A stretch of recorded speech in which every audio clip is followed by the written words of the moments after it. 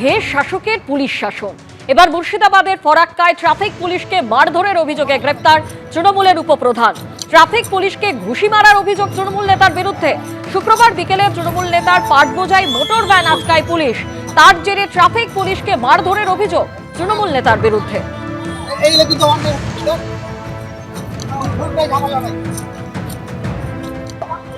যে চালা main NH চলবে না, তো আমরা একটা ফর্ম আছে, ওটা লিখে নাম ঠিকানা লিখে অ্যাড্রেস লিখে ছেড়ে দেওয়া হয়।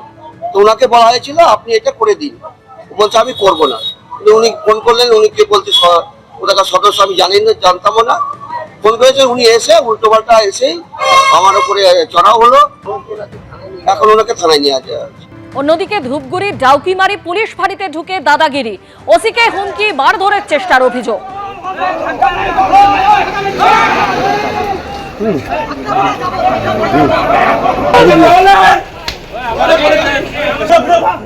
গ্রেপ্তার করা হয়েছে 6 জনকে। প্রতিবেশীর সঙ্গে জমি বিবাদ, বাড়িতে আদালতের সমন। কি কারণে আদালতের সমন জানতে ফাঁড়িতে যান কয়েকজন। ফাঁড়িতে পুলিশের সঙ্গে বচসা, ওসিকে মারধরের চেষ্টার অভিযোগ। পুলিশের বিরুদ্ধে পাল্টা মারধরের অভিযোগ ধৃতদের। একদিকে আপনাদের সামনে তুলে ধরছি ধূপগুড়ির ছবি, যেখানে ডাউকিমারিতে পুলিশ ফাঁড়িতে ঢুকে দাদাগিরি, ওসিকে হুমকি মারধরের চেষ্টার অভিযোগ। এই ঘটনায় ইতিমধ্যেই পুলিশ 6 জনকে গ্রেপ্তার করেছে।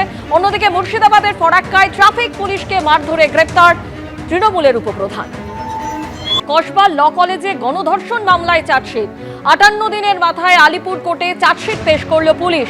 প্রাক্তন টিএমসিপি নেতা, কলেজের অস্থায়ী কর্মী মনোজিৎ মিশ্র সহ 4 জনের নামে চার্জশিট। চার্জশিটে নাম প্রমিত মুখোপাধ্যায়, জেব আহমেদ, পিনাকি বন্দ্যোপাধ্যায়। 58 দিনের মাথায় 650 পাতার চার্জশিট পেশ করল পুলিশ। কসবা গণধর্ষণ মামলাতে 58 দিনের মাথায় অবশেষে কলকাতা পুলিশের তরফে চার্জশিট দাখিল করা হলো আলিপুর আদালতে। দেখা যাচ্ছে তদন্তকারী যারা অফিসাররা রয়েছেন তারা চার্জশিট দাখিল করার পরে এই মুহূর্তে আদালত থেকে তারা কিন্তু বেরিয়ে যাচ্ছেন। 650 পাতার এই চার্জশিটে 80 জনের সাক্ষ্য নেওয়া হয়েছে। 4 জনের বিরুদ্ধে কিন্তু অভিযোগ দায়ের করা হয়েছে এবং তাদের বিরুদ্ধে কিন্তু চার্জশিট আনা হয়েছে, যেখানে মনোজিৎ মিশ্রা, প্রমিত মুখোপাধ্যায়, জেব আহমেদ এবং নিরাপত্তারক্ষী পিনাকি বন্দ্যোপাধ্যায় ছিল। সব মিলিয়ে আজকে এই 80 জনের সাক্ষ্য সহ 650 পাতার চার্জশিট কিন্তু দাখিল করা হলো আলিপুর আদালতে। ক্যামেরা অতনুকুণ্ডুর সঙ্গে সুকান্ত মুখোপাধ্যায়, এবিপি আনন্দ, কলকাতা। 57 দিন পর আজকে 58 ডে। আজকে আমরা ওই 4 জন, যে 4 জন আমরা প্রথমে নিয়ে এসেছিলাম তাদের 4 জনের এগেস্টে আমরা চার্জশিট দিয়েছি। লার্নেড কোর্ট কগনিয়েন্স নিয়েছেন এবং কপি সাপ্লাইয়ের জন্য ডেট ফিক্স করেছেন। কবে ডেট হয়েছে?